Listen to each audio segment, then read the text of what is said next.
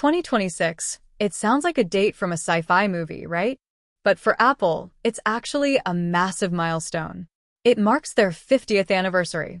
And if there is one thing we know about Apple, it's that they love a good birthday party. Rumor has it, Tim Cook is planning to celebrate the Big 50 by finally releasing the products we've been gossiping about for years.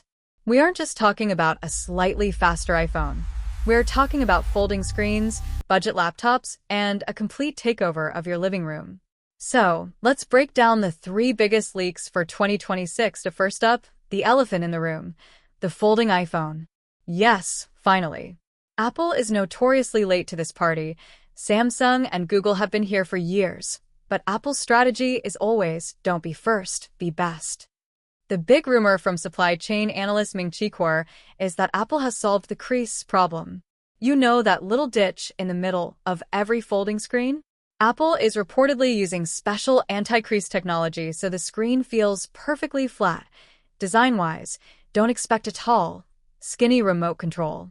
Leaks suggest it's going to be wider, more like a notebook or the old Microsoft Surface Duo. But here's the catch, making it this thin might cost us Face ID.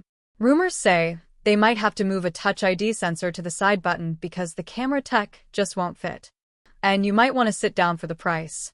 Analysts are predicting a price tag of around $2,400. For that price, it better fold my laundry, not just my screen. If $2,400 made you nauseous, this next one is for you.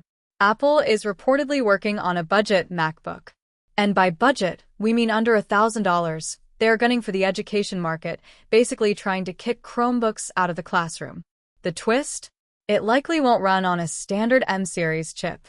It's rumored to use the A18 Pro chip, the same brain inside the high-end iPhones, and just like the cheaper iPhones, they might bring the fun colors back.